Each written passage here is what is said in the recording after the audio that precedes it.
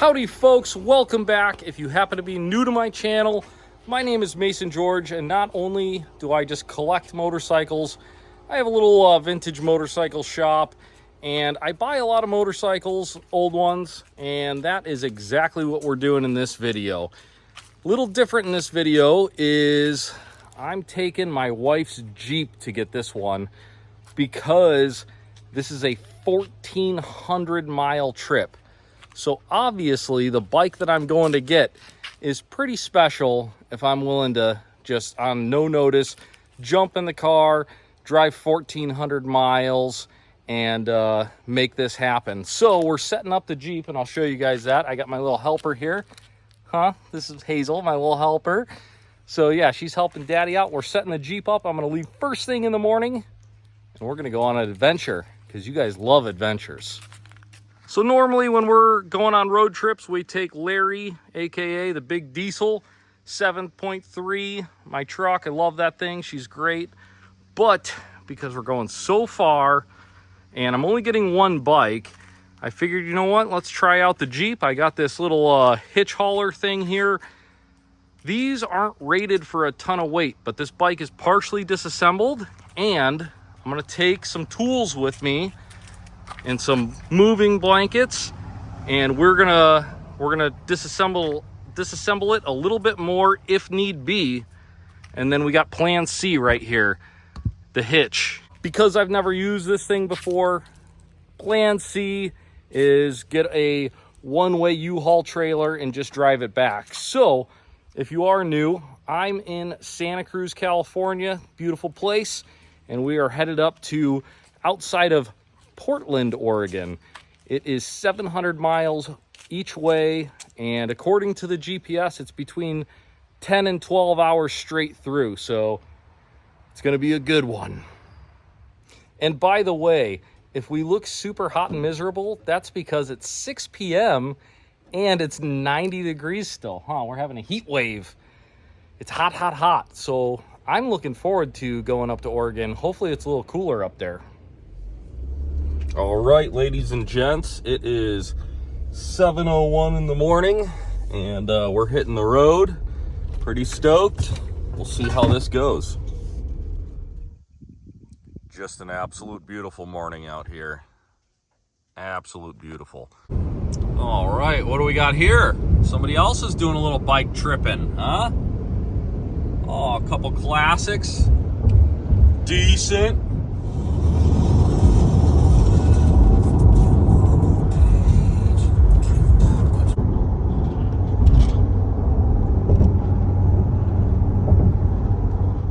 Well, we might be in Oregon, but this feels awfully like California because we're going under 20 miles an hour. We got car accidents and yeah, good stuff. But it's beautiful, I'll give it that.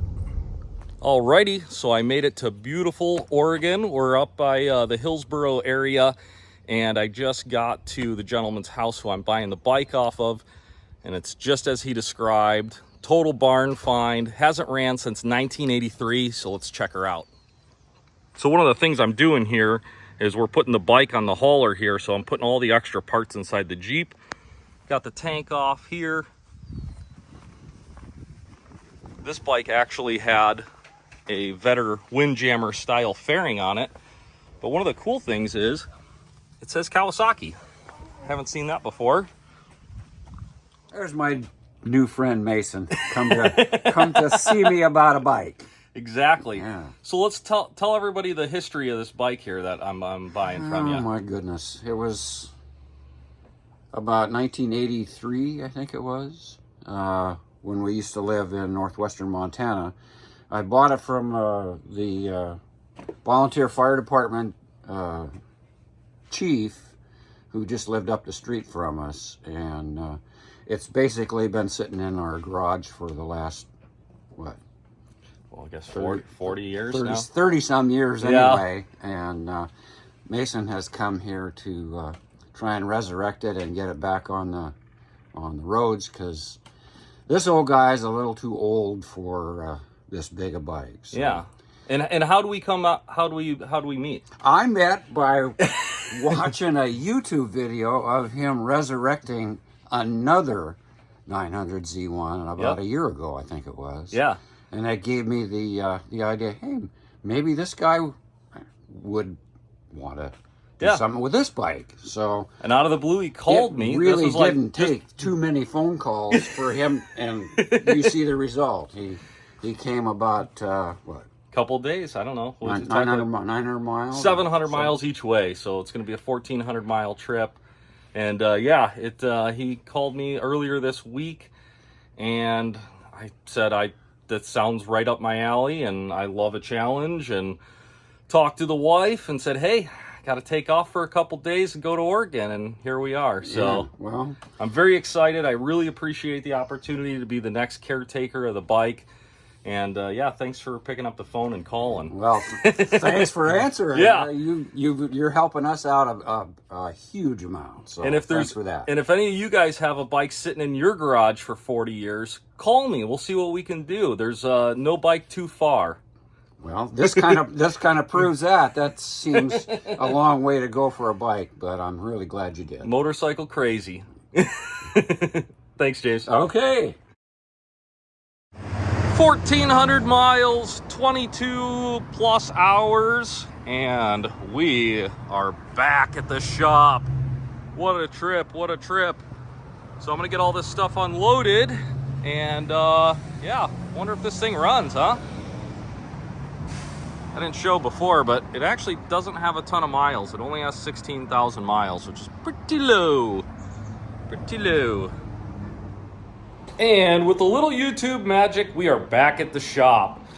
So yeah, that was a heck of a trip. It was like 23 hours of driving in 48 hours, so that was fun. But it has been a few days. So I got the bike back and I started playing with it, and I was like, what the heck's going on? And I realized it was missing a part. None of the electrical made sense.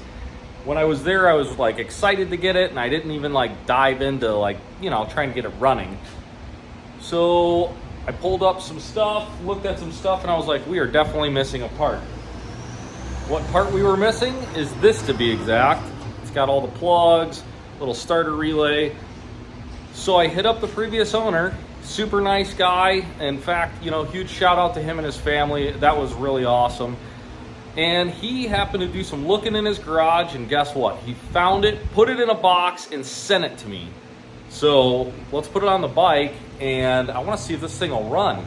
I have high hopes.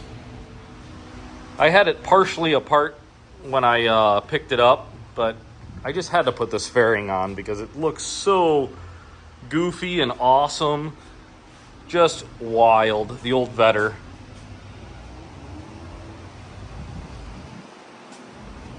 The exhaust has a little extra flow. So I got everything hooked up the way I think it should go. The ground here, well, this goes a starter to the battery. Found the other ground.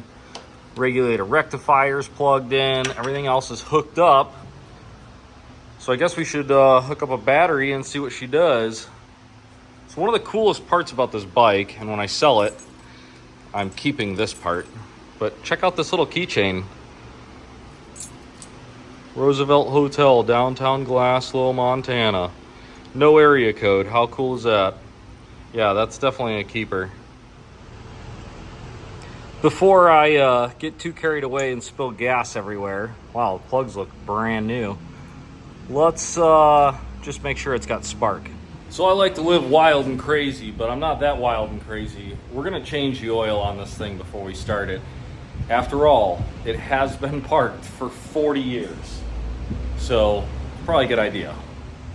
So first things third, we're gonna hook up a battery to it and just see if I have the wiring right. And then if I do, I guess we should throw a little fuel at her and see what happens. All right, no smoke. That's always good. Ooh, got a neutral light. Got a neutral light.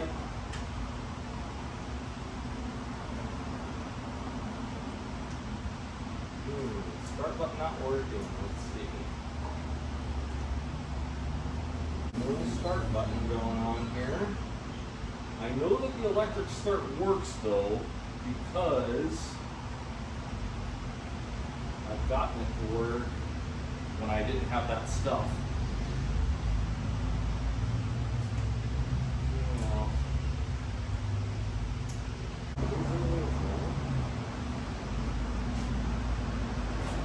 Never easy, never easy.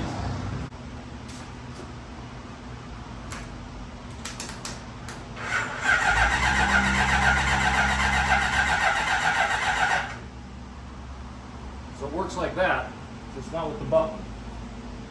So I know that the electric starts good, and it could just be a dirty switch, and it feels dirty in there. The horn's also not working.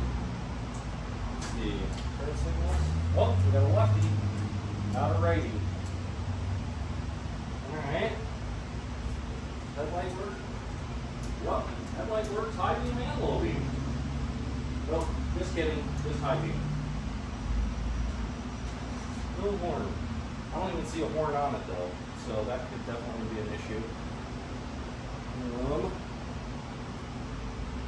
Yeah, awesome.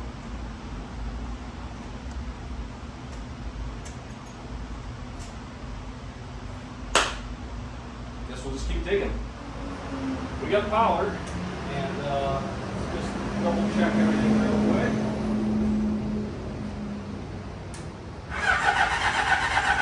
All right, let's put some fuel to her. I have no idea how this is going to work.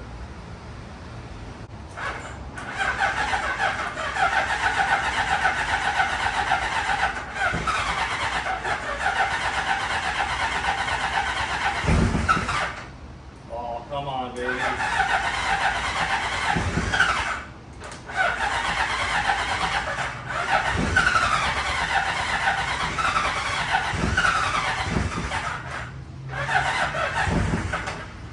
We're close. We're close. Wants to go. He wants it.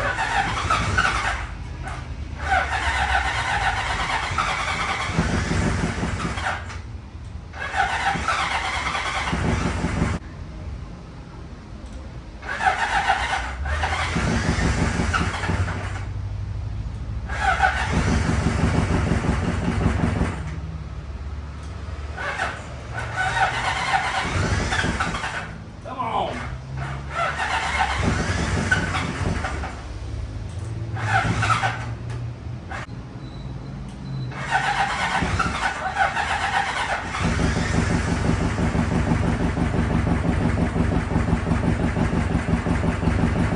Running a little bit. You like that? Got a runner. First time this bike has ran in 40 years. Wow. It was parked in 1983. Yeah, shock. Before we were alive.